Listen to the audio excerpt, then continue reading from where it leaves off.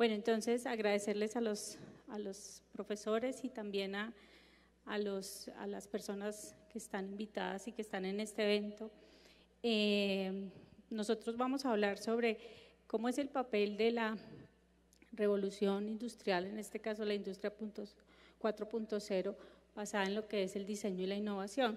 Entonces, un poco para comenzar con las preguntas, quería antes de comenzar vincular un poco la educación, ya que este evento pues lo organiza una de los organizadores es la Universidad Nacional de Colombia. Entonces, una de las preguntas podría ser para el profe Carlos Julio, de cómo será la educación del futuro próximo para generar beneficios económicos o asegurarse la productividad cuando impere la robótica, la inteligencia artificial, entre todas las áreas. Incluso se podría dar ese paradigma de que las máquinas creen algoritmos que les hagan pensar, como decía el profesor Jonathan, y realicen sus propios mantenimientos y se fabriquen por sí solas. Entonces, ¿qué piensas de cómo debería enfrentarse la educación? Un poco el profesor Jonathan terminó con una frase muy interesante donde dice que desde pequeños los niños tienen que saber programar. Entonces, ¿cuál sería como ese reto? Bueno, digamos que la pregunta, digamos, de primera mano se ve muy espontánea y muy inocente, pero cuando ya uno mira la complejidad que tiene todo esto, empieza a dar escalofrío. Les voy a contar por qué. Los sistemas educativos que tenemos actualmente en los colegios y particularmente en las universidades, como existen hoy, datan más o menos del siglo XIX. Esa es la época de Prusia. El emperador Guillermo, con el ánimo de recoger mejor los conceptos del pueblo y de concentrar de alguna manera las gobernanzas, las gobernabilidades del poder central hacia abajo, pues de alguna manera conceptualizó lo que hoy conocemos como las clases y el tener 40, 50 personas delante de una persona que hace un trabajo de tutoría. Y si ustedes miran lo que manejamos hoy a nivel educativo, es exactamente lo mismo. Estamos hablando de una idea que nace en Prusia del siglo XIX y hoy sigue siendo la misma. Si ustedes miran documentos también que hay en el portal del Foro Económico Mundial, que se ha empezado a debatir mucho de eso de unos 2 o 3 años para acá, los sistemas educativos actuales, ¿en qué se basan? En de alguna manera moldear el cerebro del estudiante empaquetándole conocimientos. O sea, nosotros lo que hacemos como profesores, ya sea en primaria, en el kinder o en la universidad, es empaquetar conocimientos, ¿cierto? Conocimientos, en el caso de una persona que estudia Derecho, Medicina o Sociología o Ingeniería, lo que hacemos es empaquetarle conocimientos que esperamos que en algún futuro se usen. Pero si vamos a la realidad, y todos hemos tenido esa oportunidad, la cantidad de conocimiento que nosotros acumulamos durante nuestra educación y que utilizamos para efectos ya de las aplicaciones prácticas es muy pequeña, el porcentaje es muy pequeño. Entonces, en ese sentido, como esto es tan cambiante y como el ritmo de esto todos los días tiene una dinámica en donde las tecnologías se incorporan en la sociedad de una manera tan rápida, esta mañana alcanzaron a tocar un poco de eso desde la perspectiva del aprendizaje. Lo que tenemos es formar a las personas en los conceptos fundamentales y sobre todo hoy es importante que las personas aprendan a aprender, más que convertirlos en bodegas de conocimiento y sobre todo de conocimiento tecnológico. Entonces tenemos que desarrollar una serie de habilidades y capacidades para lo que estamos enfrentando en este momento. Esa pregunta no solamente la estamos haciendo nosotros, esa pregunta se la están haciendo en los países desarrollados que ya están incorporando estas tecnologías de manera intensiva, se la hacen en los países escandinavos, en los países de Europa Central, en Japón, en Corea y en Estados Unidos. Ya se están preguntando, ¿y qué hacemos? Hay que cambiar la estructura de la educación. Hoy en día, ustedes saben, muchos contenidos se encuentran en la nube, se encuentran en la red también. Ya casi que si uno tiene la capacidad de aprender, puede aprender lo que quiera. Si yo tengo los fundamentos y manejados con cierta lógica y con cierta coherencia, es fácil acceder a un video de YouTube y mirar cómo se le hace el mantenimiento a un computador, ¿sí? O cómo se aprende una nueva receta de cocina, por ejemplo. Eso ya está, ya existe. Entonces lo que tenemos es que preparar a la gente desde pequeña a manejar ese nuevo entorno en donde lo importante es aprender a aprender y no convertirnos en bodegas de conocimiento que muy probablemente vamos a utilizar en menor cantidad. Y la otra, aprender a aprender indica también la posibilidad de reconvertirse muy rápidamente, de poder, en el caso de nuestros abuelos y nuestros papás, ellos soñaban con tener un trabajo y pensionarse en ese trabajo, ¿sí? Y ojalá en una empresa estatal, 30 años y pensionarme. Ese era como el objetivo hace 40, 50 años. Hoy en día no es eso. Hoy en día los muchachos de este nuevo siglo plantean de pronto migrar muy rápidamente de puestos de trabajo y reconvertirse en muy poco tiempo. Y la única posibilidad de hacer eso es a través de ese concepto de entrenarlos a aprender para aprender. Básicamente es eso. Muy interesante la reflexión. Y volviendo un poco a eso, ¿cuáles serían los retos en innovación y diseño en la Revolución 4.0, en este caso para el gobierno colombiano? No sé cuál, ¿quieres hablar sobre eso? No, yo más bien dejaría a Carlos Torres que vale. es experto en innovación y responda. Aló. Bueno, es como, ok. ¿Cuáles serían los retos en cuanto a diseño e innovación para el gobierno, o sea, para nuestro gobierno colombiano frente a esta revolución? Hay dos tipos de cosas distintas. Uno es, digamos, Colombia como sociedad y otro es Colombia como gobierno. Creo que el gobierno está años luz atrás de lo que es innovación. Hasta ahora, digamos, recientemente el gobierno se ha estado pellizcando y creando entidades que, digamos, intentan despertar a la gente en cuanto a innovación. Uno de los grandes retos definitivamente es despertar a la gente y creo que el gobierno actual está intentando hacerlo de una manera correcta. Hay, digamos, intentos y obviamente hay fallos, como todo en procesos y en diseño, o sea, hay fallos. De hecho, una de las cosas que más me agrada como diseñador es fallar pronto, porque mientras más rápido uno falla, más rápido uno sabe qué no va a hacer. Y digamos, en cuanto a políticas de gobierno, estas cosas ya se están empezando a dar.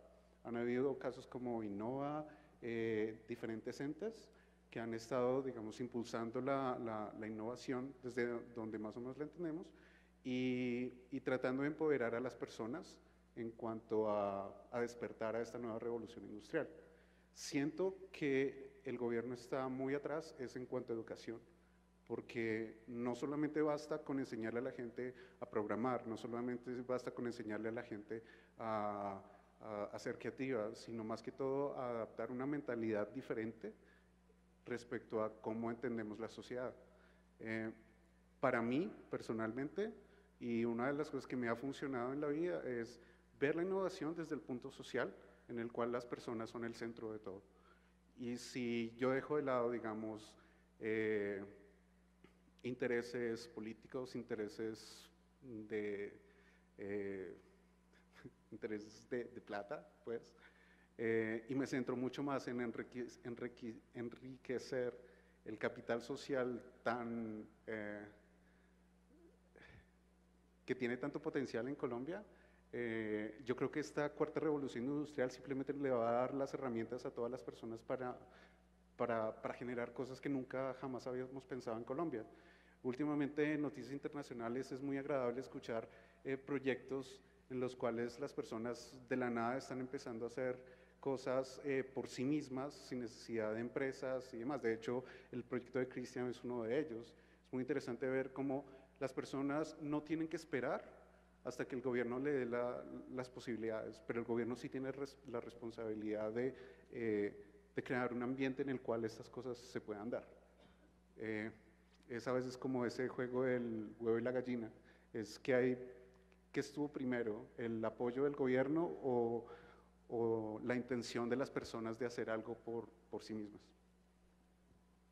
Bueno, muy interesante. También pensando un poco en la innovación, ¿qué podríamos necesitar o requerir para que nuestra sociedad cada vez esté más cerca de entrar en esa revolución. Y de pronto la pregunta es realmente ¿cuál es la sociedad que queremos? ¿Sí? Donde con todo esto la reducción laboral, la reducción de las jornadas laborales va a ser evidente, el cambio de los trabajos convencionales, como mencionaba el profe Carlos Julio, donde en nuestros sueños eran tener un trabajo y jubilarnos, y ya eso va a cambiar totalmente. Entonces, frente a la innovación, frente a apoyar desde el punto de vista de la educación, ¿qué es lo que deberíamos tener esta sociedad o nuestros jóvenes, nuestros estudiantes para lograr ese cambio en nuestra sociedad? No sé si alguno de ustedes tres quiere contestar de pronto tú. Bien, ¿qué nos diferencia de las máquinas? Lo que nos diferencia de las máquinas son los sentimientos. Una máquina hace funciones predeterminadas, controladas, programadas, pero nosotros como humanos tenemos esa ventaja diferenciadora. Nosotros tenemos que formarnos en valores, en principios. Eso es lo que nos va a hacer una mejor sociedad futuro. Eso es lo que una máquina nunca va a poder llegar a igualar o llegar a ser. Si vamos a crear proyectos que sean proyectos que beneficien a las personas, que sean proyectos que mejoren su calidad de vida, eso es para lo cual nosotros debemos formar a la sociedad de ahora en adelante, no simplemente proyectos que pueda realizar una máquina a futuro. No tiene sentido. Aquello en lo cual tú le puedas colocar el corazón y sea un elemento diferenciador que le ayude a esa persona a tener una mejor vida, es para lo cual debemos formar a futuro a las personas. Si puedo complementar una cosa, recuerdo muchísimo y me quedó muy en la cabeza esos experimentos locos que el doctor Antanas Mockus hacía, y era en pro de despertar la conciencia social. Para mí el real poder de una sociedad es despertar a la conciencia social y entender que no solamente estoy yo, sino estamos otros. Sí, de pronto desde despertando esa conciencia social, también con estos eventos que se realizan, podemos llegar un poco a generar ese granito de arena en nuestra comunidad. Y también un poco, yo creo que de aquí salimos pensando en cómo cambia el concepto de diseño que tenemos todos en cuanto a, pues basado en esta revolución 4.0, qué es lo que se prevé y para dónde vamos frente a nuevos conceptos de diseño, donde por ejemplo nosotros hablamos de make yourself, hazlo tú mismo, y por qué en estos conceptos que han triunfado tanto en otros países, de pronto especialmente en Colombia, en make yourself todavía nos cuesta un poco entrar en esos conceptos de diseño. ¿Por qué es eso? De pronto es porque todavía tenemos en nuestros paradigmas de ser un poco más creativos, más innovadores. De pronto todo eso viene por la formación que tenemos, formarnos más en valores, ser más proactivos. ¿Ustedes qué opinan sobre cómo esa innovación va a estar ligada al cambio en el concepto de diseño? Yo creo que nosotros no es que estemos atrasados en el do it yourself. Hay muchas industrias y muchas tendencias que están yendo hacia allá. Lo que pasa es que no necesariamente con el tipo de labores como los estadounidenses o los europeos. Nosotros todavía no hemos llegado al punto de construir nuestros propios muebles, de tener casas que vienen casi que en una caja y nosotros las armamos, pero cada vez está habiendo más una tendencia de esa autonomía en los procesos y en las compras, y lo vemos muy marcado, pero un poquito más hacia la tercera revolución, hacia la digital, hacia cómo integro yo más procesos, no automatización, sino digitalización de procesos y de experiencias. Entonces empezamos a ver una ola muy fuerte de influencers que llevan es a eso, a hazlo en tu casa, hazlo tú mismo, empodérate del proceso. Los códigos QR y Internet of Things nos están llevando a que los empaques y los productos nos den independencia y autonomía, pues para comprar y para nosotros empoderarnos un poquito de las cosas. Lo que pasa es que en Colombia sí está sucediendo, pero nosotros estamos empezando apenas con esa tercera revolución, que es más la digital que la cuarta.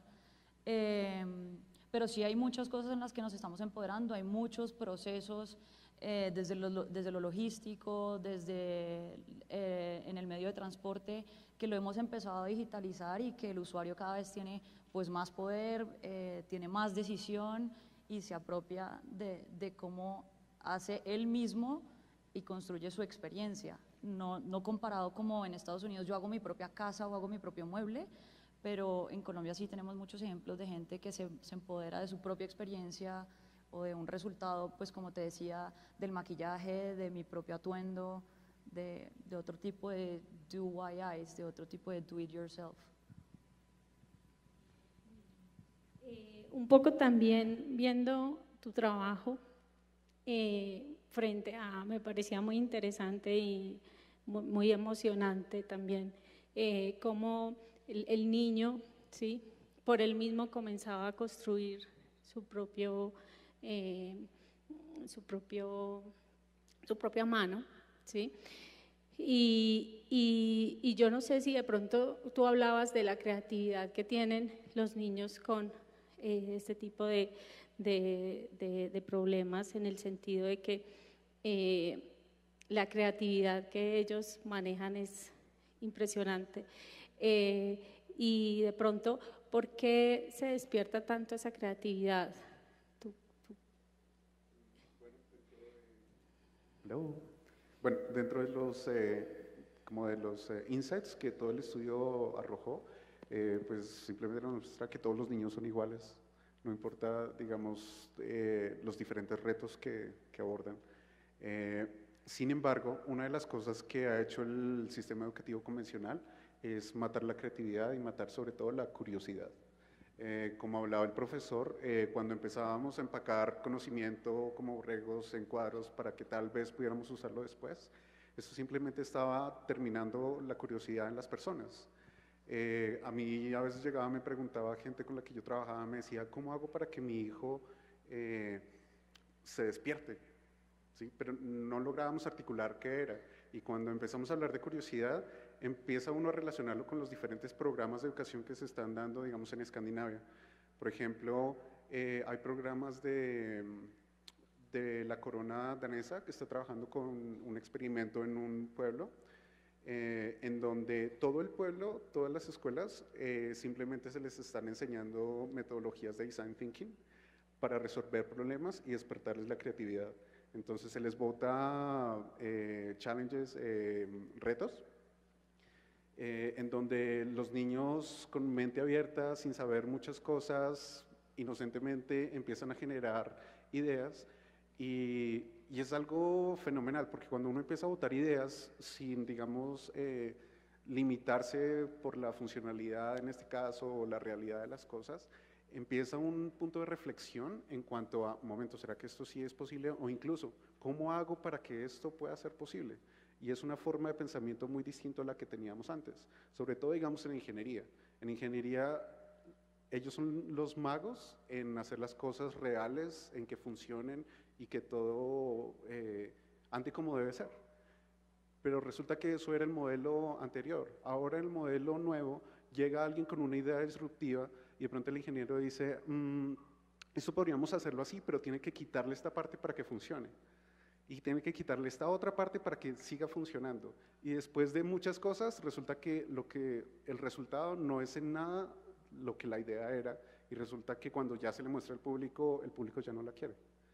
Entonces, muchos de los retos y una de las cosas que tal vez me parece muy interesante de trabajar con ingenieros en una empresa como IDEO, es que los ingenieros de allá, cuando nosotros les mostramos un boceto, por más feo que sea, ellos ven el valor en la idea y no importa si se trata de buscar soluciones existentes o si me toca de cero inventarme una nueva tecnología para que eso funcione.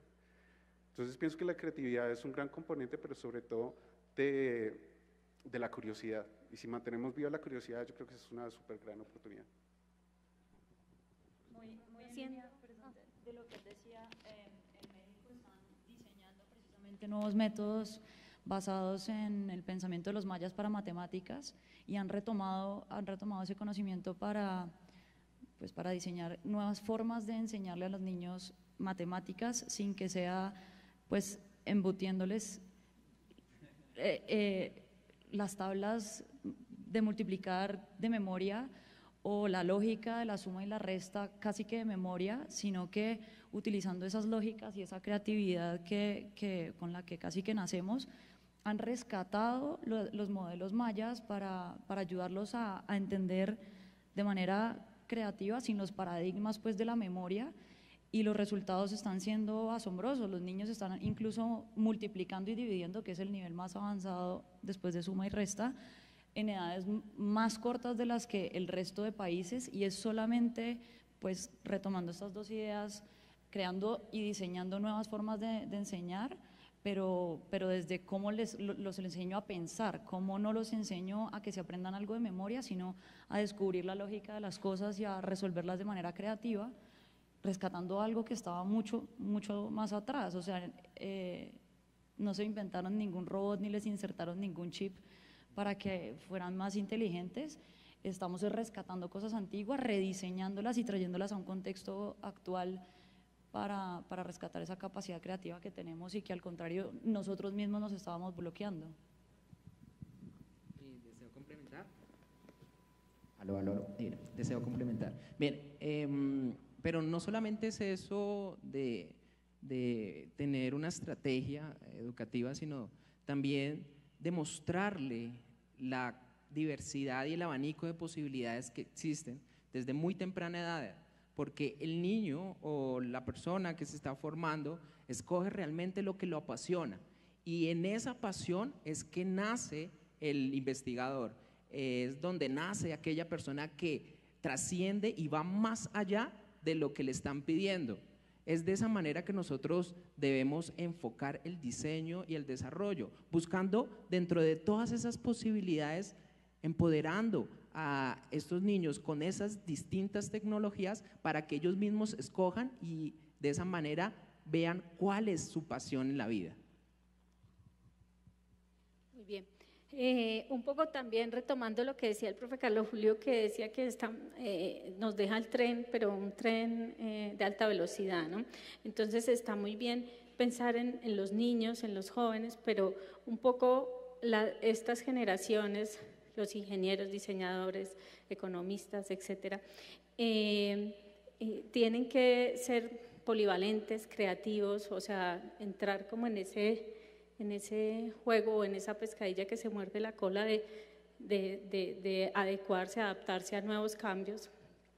Y un poco en el país, una de las tecnologías que se ve que está un poco desarrollada es la impresión 3D. Pero en general, en cuanto a la manufactura aditiva, ¿cómo serían o qué oportunidades tendrían en nuestro país en vincular o en generar, gestionar, como decías tú, todo lo que es la manufactura aditiva, todo lo que es impresión 3D, láser, drilling tools, etcétera, desde el punto de vista de gestionar de pronto propiedad intelectual, políticas y garantías de calidad? ¿Qué tendencias empresariales o qué sería lo interesante para los empresarios en nuestro país que quisieran introducirse en la línea de manufactura aditiva, etcétera? Bueno, yo alcancé a mencionar algo en la presentación que hice hace un rato. Esta cuarta revolución industrial fundamentalmente lo que incorpora es flexibilidad. Y eso en términos económicos, ¿qué significa? Eso en términos económicos significa diversidad de producto para efectos de producción. Obviamente también implica diversidad de servicios. Y esa flexibilidad está atada a lo que yo les decía, poder producir en cantidades muy pequeñas o el extremo que sería la personalización. Es decir, identificar cuáles son los requerimientos, las necesidades o las motivaciones de una persona respecto a un producto, y el diseñador hace su trabajo de tratar de encontrar cuáles son esos requerimientos y necesidades, y luego lo llevamos al mundo de la producción. Esas son las ventajas que nos da las tecnologías de la cuarta revolución industrial: flexibilidad y personalización. Y eso es bien importante porque eso cala muy bien en la empresa pequeña. Eso no es el esquema de producción de la empresa grande que va a fabricar 2.000, 3.000, 5.000 o 10.000 unidades del mismo producto. Es la posibilidad de acercarse a la persona que tiene unos requerimientos, unas necesidades específicas. Y ahí tenemos las series pequeñas, fabricar 5, 4 elementos que satisfagan una necesidad. Y ahí es donde está el nicho. ¿Cuál es el problema en la industria nuestra? Yo creería, bueno, entre otros, pues hay un número de problemas gigantescos. El primero está en, un poco yo lo veo en el temor de nuestros industriales a esas nuevas tecnologías, como un poco el desconocimiento y un poco en qué paso si yo compro esa impresora y mañana me falla y quién me le hace el mantenimiento, el servicio técnico y tengo que traer un ingeniero japonés para que me devuelva y la reprograme. Son esos temores a esas nuevas tecnologías, pero más que esos temores hay que verles la potencialidad. Ya uno escucha y conversando con algunos industriales, ya están pensando poco a poco en incorporar esas nuevas tecnologías. Una cortadora láser, por ejemplo, hoy le permite a una empresa pequeña hacer una gran cantidad de productos que eran impensables hace 20 o 30 años, que tenía que hacerlos una empresa grande. Pero hoy en día esa diversidad de producto le permite una ventaja competitiva a las empresas pequeñas y medianas. O sea, esta tecnología, como yo lo afirmaba antes, no es una tecnología diseñada específicamente o generada específicamente para la gran empresa multinacional o las grandes empresas de producción masiva. Es una tecnología hecha para las empresas pequeñas, para la personalización y para la diversificación de producto. Ahí hay una ventaja competitiva impresionante que hay que aprovechar en este momento, no solamente para el mercado interno, sino para el mercado externo, porque ustedes saben que hoy en día es mucho más fácil poner un producto que manufacturamos en Bogotá, ponerlo en cualquier lugar del mundo, en Singapur, en Londres, en Los Ángeles, en México, en Buenos Aires. ¿Sí? En cuestión de horas ese producto está allá. O sea, eso nos genera una ventaja bien impresionante. ¿Sí? Entonces hay que aprovecharla. Lo que yo les decía del tren de alta velocidad es realmente cierto. ¿Sí? Tenemos una ventaja competitiva, que si ignoramos esa tecnología o esperamos a ver qué hacen los otros, a ver si yo me incorporo, esa no sería la estrategia más adecuada para superar de alguna manera el retraso o la brecha tecnológica que tenemos. Añadir una cosa súper pequeña. ¿Aló? Sí. Acabo de recordar lo que hace Bogotá Connect Region y es una cosa increíblemente beneficial para las empresas pequeñas en Bogotá, sobre todo para ese aspecto. Es muy cierto que las empresas y obviamente con nuevas tecnologías y demás, todos nos da miedito, nos da cosa como, ¿será que esto, será que lo otro? Pero una de las cosas que experimenté de primera mano con Bogotá Region, y sería muy chévere que nos comentaras más de ello, es ellos tratan de traer a la empresa y emparejarlos con personas innovadoras y empujar como a que salga algo. Claramente no sé explicarlo bien, por eso sería bueno que ella lo explicara. Pues Carlos se está refiriendo a un programa, evento que hicimos el año pasado, que además fue espectacular con la participación de Carlos, que me imagino que hizo una presentación similar a la que pudo haber hecho hoy, y es que nosotros, digamos, en Connect Bogotá Región, que es la organización que agrupa la Alianza Universidad, Empresa, Estado de Bogotá y Cundinamarca, lo que hacemos es acercar a las empresas a las universidades.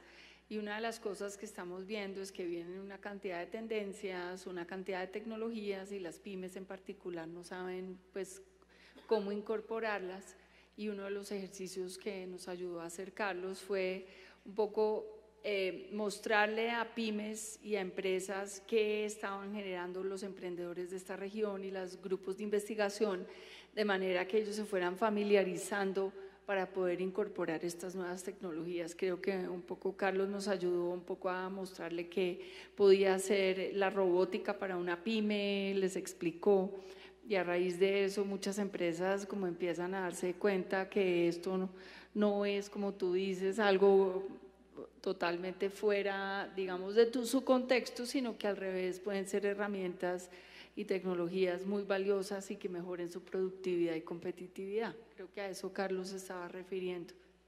Sí, me gustaría colocar un ejemplo sencillito, digamos de Bogotá, Colombia, centro de Bogotá, La Candelaria, los joyeros.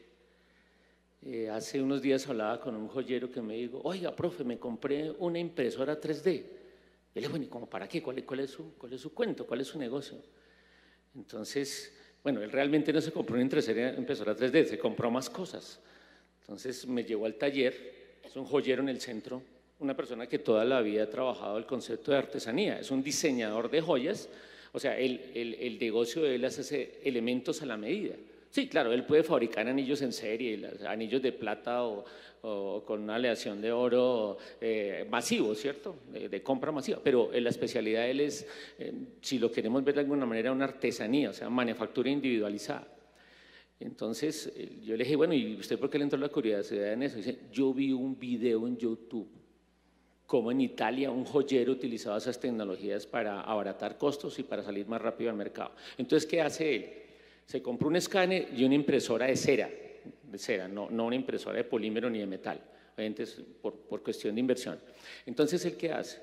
Por ejemplo, si usted quiere hacer un regalo a su novia o a su novio y usted sabe que lo que le gustan son las rosas, entonces él está en capacidad, por ejemplo, hoy de diseñar un anillo y construirlo con una rosa o con un emblema que se necesite, personalizado. Entonces él escanea, es más, si se quisiera podía hacer la joya con el rostro de la persona amada, por decirlo así. O sea, por una técnica de escaneo se digitaliza la imagen, luego lo lleva a una impresora en cera y utilizando la técnica de nuestros indígenas antes de la colonización española, con la cera perdida, y le imprime el modelo, luego lo recubre con cerámica y obtiene la joya en cuestión de horas. Eso era impensable de otra manera, ¿cierto? O sea, el poder imprimir cosas muy complejas. Estoy hablando de un joyero en el centro de Bogotá utilizando tecnologías de industria 4.0. A eso es que me refiero. No estoy hablando de Siemens, ni de General Electric, ni de BMW, ni de Ford. Estoy hablando de pequeña industria colombiana que se puede potencializar. Ahora imagine si ese señor coloca una oferta en internet de los productos que realiza. Él puede vender ese producto a Italia, Argentina, como les decía. O sea, eso también posibilita esa tecnología, ampliar el mercado, globalizar, internacionalizar el mercado, utilizando la nube, la red, lo que ya hemos visto en el recorrido de este foro. Esa es la potencialidad, el ejemplo de un joyero en la Candelaria en Bogotá. Sí, y yo creo que también potencializar esa alianza Universidad Nacional Industria con todo lo que tiene que ver con las pymes, grandes empresas, Bogotá Connect, nuestros futuro, ¿cierto? Nuestros diseñadores. Creo que esto es un evento y un esfuerzo que hace la universidad también para ahondar y para un poco llamar lo que es industria universidad, que nosotros como Universidad Nacional tenemos que fortalecer. Entonces un poco vamos a ir también a escucharlos a ustedes, a escuchar al público. Después se escogieron unas preguntas al azar, entonces vamos a comenzar con la primera. En Colombia tenemos muchas barreras a nivel educativo. ¿Qué se está haciendo para romper con esta barrera para que un estudiante de primaria entre en el mundo de la programación?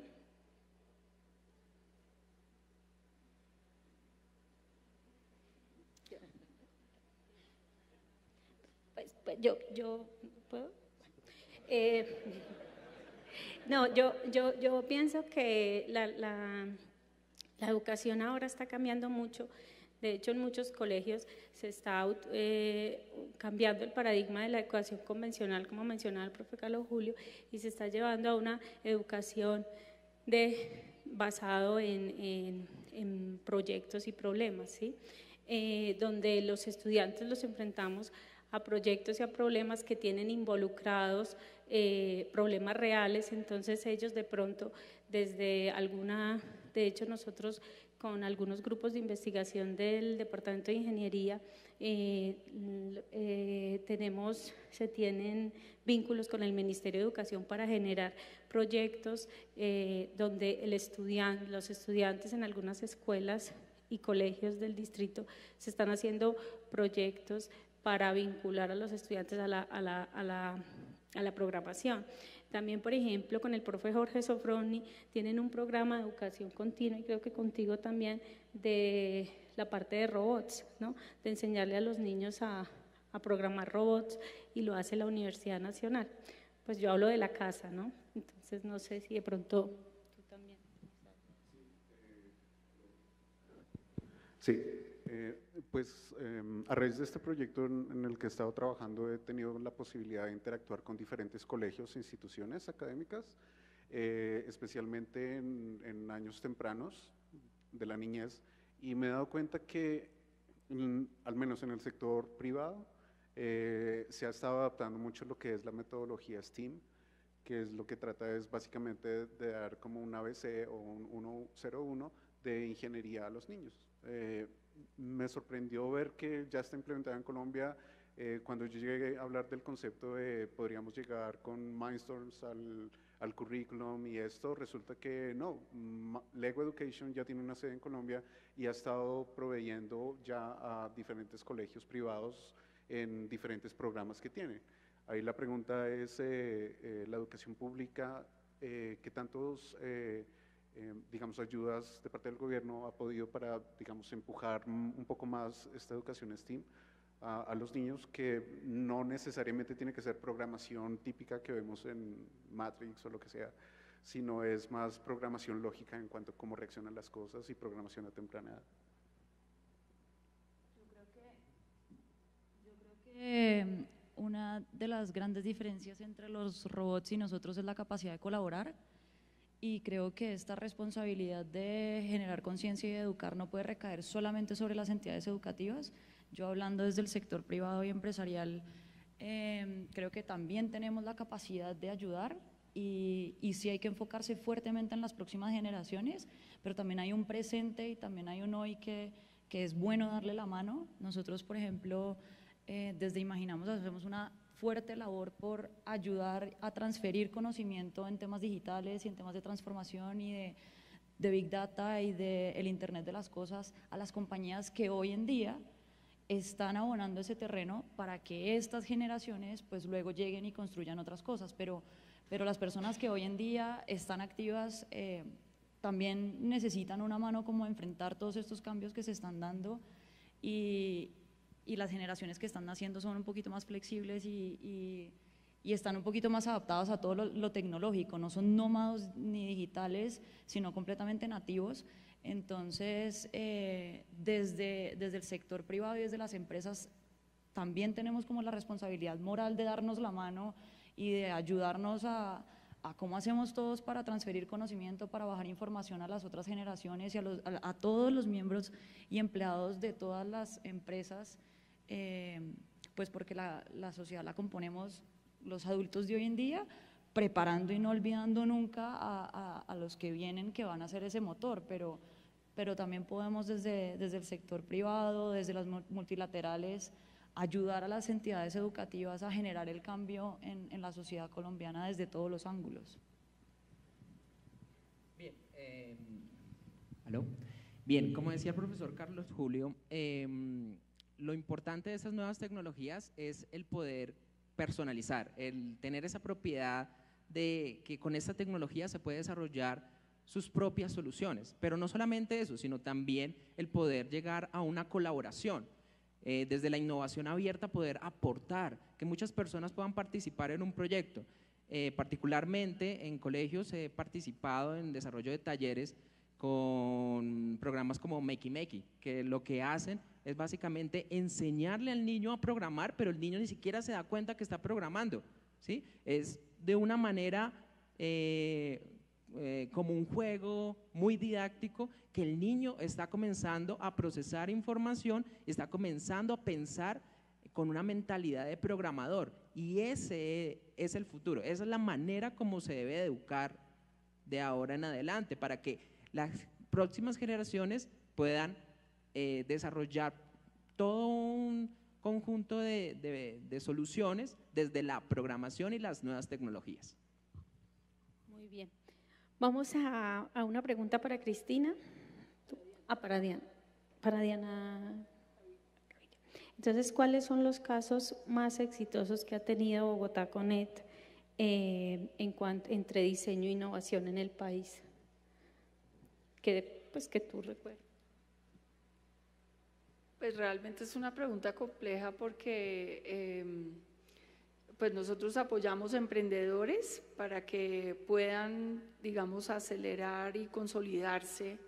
Y ahí pues tenemos muchos casos exitosos de emprendedores que hemos acompañado desde distintos ámbitos. De hecho, hemos apoyado a más de 1000 emprendedores. No, digamos que tal vez diferenciaría diseño e innovación, ¿no? Porque el diseño es una cosa y pues la innovación comprende el diseño, pero pues no necesariamente son equivalentes. Pero digamos, pues realmente pues tenemos muchísimos casos que hemos apoyado y se me viene a la mente, volviendo al tema de la educación, donde yo sí creo que falta mucho en Colombia, a pesar de los ejemplos que dieron. La Universidad Javeriana tiene un proyecto que se llama QEMES, que es muy interesante para enseñar en los colegios robótica desde una perspectiva colaborativa. Entonces, digamos, me parece súper chévere el ejemplo, volviendo a lo que dice que hay universidades que ya están incursionando. La Uniminuto, con financiación del gobierno de Corea, ha hecho unos trabajos muy interesantes de robótica en municipios en Cundinamarca. Entonces, pues creo que no son casos de éxito de Connect como tal, sino de sus socios, y yo creo que a destacarse de cosas que están ocurriendo, emprendedores que nosotros hemos apoyado, por ejemplo, cuando Tapsi primero llegó a nosotros ni siquiera tenía los aplicativos en los taxis y les ayudamos a gestionar 300 millones de pesos en Impulsa que permitieron pues ser hoy la empresa. Y yo creo que eso es un buen ejemplo, que si bien no es de Industria 4.0, es un buen ejemplo de cómo realmente la tecnología en este caso empoderó a un gremio, digamos, de taxis que de lo contrario se hubieran quedado por fuera de la regulación, inclusive del 2.0, ni siquiera hablar del 4.0. Pero sí hay muchísimos ejemplos de colaboración universidad-empresa, ahora que lo mencionaban, simplemente para decirles, me imagino que el tema del parque científico y tecnológico que está liderando la Universidad Nacional de pronto salió aquí en el día de hoy, y si no, para que sepan, la universidad está liderando un gran proyecto desde hace varios años, y parte del modelo que fuimos a ver a Corea era cómo uno lograba meter una cantidad de equipamiento como impresoras 3D y demás en un solo edificio, de manera que las pymes puedan llegar allá y jugar, experimentar y demás. Entonces, pues realmente yo creo que hay mucho que está pasando en Bogotá y en Cundinamarca.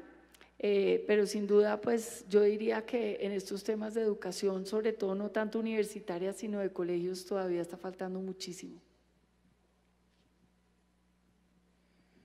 Bueno, un poco retomando otra de las preguntas asociadas a este tema, dicen, ¿qué está haciendo la Universidad Nacional para innovar en educación? Por ejemplo, no siempre el mejor promedio puede llegar a ser el mejor profesor. Bueno, es una pregunta que me toca directamente.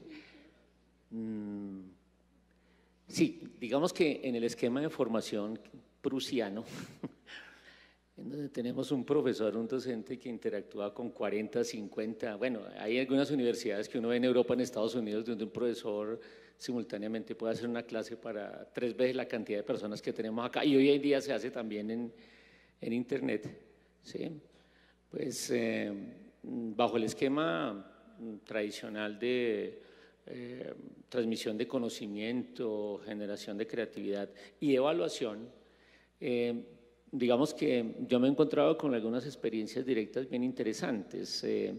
A veces los estudiantes que tienen muy altos promedios, no solamente en la universidad, sino en los colegios con formación tradicional, pues digamos son personas que de alguna manera desarrollan algunas habilidades para ser buenos presentadores de exámenes, si lo queremos llamar así.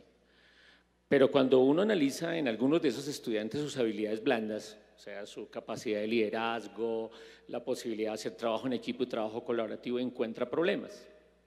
Y eso lo detecta uno muy fácilmente cuando uno habla con los empleadores, o sea, con los industriales que de alguna manera, o con los empresarios que de alguna manera contratan a las personas que están saliendo de las universidades o los colegios nuestros. Muchos le dicen a uno, oiga, yo recibí aquí 10 hojas de vida y todas con excelente promedio, y de alguna u otra forma, cuando hicimos un análisis de sus capacidades de liderazgo de emprendimiento, encontramos que el que tenía el promedio más bajo era el que tenía mayor capacidad. Muchas veces puede ser porque esa persona le dedicó menos horas a estudiar matemáticas o derecho penal y se lo dedicó más horas a ver cine o a aprender pintura o a tocar piano, o simplemente porque iba a más rumbas, entonces desarrolló más habilidades sociales. Eso también hay que tenerlo en cuenta. Yo siempre soy partidario, yo le digo a mis estudiantes, cuando usted llega a la universidad no es para que se dedique 48 o 50 horas encerrado en la casa, en el estudio, en el computador a trabajar. O sea, usted también tiene que jugar fútbol, jugar billar, ir a fiestas, ¿sí? Eso genera otras habilidades que se necesitan en este nuevo entorno de tecnologías, en donde a pesar de que todo está digitalizado, las relaciones sociales siguen siendo importantes ahí. De hecho, se llaman redes sociales, ¿sí? Entonces, esas habilidades hay que desarrollarlas. Entonces, los nuevos sistemas educativos deben de alguna manera comprender que se necesitan unos fundamentos de la ciencia, la técnica y las ciencias sociales, pero también se necesita potenciar esas habilidades blandas. O sea, necesitamos gente creativa, gente que tenga mucho liderazgo y gente que sea capaz de generar emprendimientos individuales o de pequeños grupos, porque es la única forma en que podemos salir de este atolladero que nos tiene el petróleo, el carbón y el banano. Muy bien, sí. Bien, una de las cosas más importantes que nos brinda estas nuevas tecnologías es la posibilidad de trabajar de manera interdisciplinaria con otras profesiones, particularmente desde mi empresa, que tiene no solamente un fin social, sino también un fin de vender productos y servicios. Podemos recibir prácticas y pasantías de estudiantes de distintas universidades. Y me he dado cuenta que los muchachos llegan con muchos conocimientos teóricos, pero pocos prácticos. Entonces, cuando se enfrentan al problema real de adaptar una prótesis a un niño o de desarrollar una solución específica para una persona, se quedan petrificados porque no saben cómo abordar ese problema real. Y es ahí la clave, esa es la clave para que los estudiantes, las personas que están hoy en día en las universidades puedan llegar a una empresa y puedan llegar a conectarse directamente con los desarrollos de esa empresa, haciendo trabajos desde la universidad que se apliquen directamente a contextos reales y a problemas y soluciones del mundo real. Un poco vinculando esta pregunta con otra que nos hacen del público, desde una perspectiva legal, ¿consideran ustedes que la legislación colombiana va a la delantera de la apropiación de tecnologías de la cuarta revolución industrial o las leyes van muy atrasadas respecto a esto?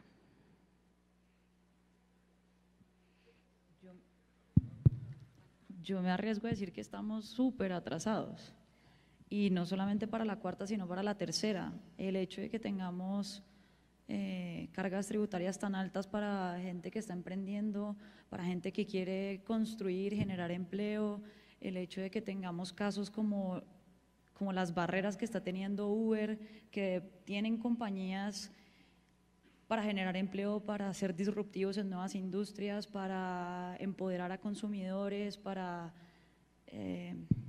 mejor dicho, desde la parte de financiación y economía hasta la parte legislativa. Creo que necesitamos dar un cambio para que nos podamos adaptar a eso, nuestras leyes, nuestras políticas tributarias, los incentivos económicos todavía no están adaptados para que surjan un montón de emprendimientos, para que la tecnología pueda ser regulada como tecnología. Vuelvo y repito el caso de Uber, nos toca regularlo con las leyes que tenemos para el sector de transporte, pero es una solución que no es netamente de transporte, o Un Rappi no es 100% de retail, es de tecnología. Entonces tenemos que proponer algunas revisiones y algunos cambios también para los incentivos, para la forma en que las universidades, por ejemplo, las universidades no pueden fondear emprendimientos ni apoyarlos pues por más que les crean y que quieran, entonces les toca es apoyarlos desde conocimiento. Pero ¿qué pasaría si en esas épocas, en esos primeros meses o primeros años en donde es tan crítico empezar, uno tiene la posibilidad y tiene unas flexibilidades tributarias, tiene la oportunidad de tener unos padrinos que además no solamente son intelectuales sino capitalistas como las universidades, y desde este tipo de sectores empujamos pues nuevas soluciones y nuevas revoluciones para que no dependamos del café, del banano, del petróleo, del carbón, sino apoyar a los nuevos emprendedores que están empujando el cambio? Yo estoy totalmente de acuerdo. Yo creo que Colombia está sobreregulada en todos los frentes. Y si uno trabaja en el gobierno, peor. Realmente, pues yo trabajé muchos años en el gobierno, no le deseo ese karma a nadie, porque es que realmente lo que tienen que hacer los funcionarios públicos es cuidarse de que no los metan a la cárcel, la mayoría siendo muy honestos, y los que son pillos, eso sí, yo no sé qué harán, pero no los cogen. Pero en todo caso, digamos, el hecho de que todo esté tan sobreregulado y controlado en el gobierno hace que no puedan haber mecanismos fáciles para impulsar la tecnología y la innovación y el emprendimiento. Entonces, si el gobierno quiere crear un fondo para impulsar emprendedores, entonces los emprendedores tienen que probar que son exitosos, o si no, entonces hacen que el funcionario del gobierno devuelva la plata. Aquí no se premia el fracaso, aquí, digamos, todo tiene que ser exacto. Entonces, realmente hay una cantidad de problemas.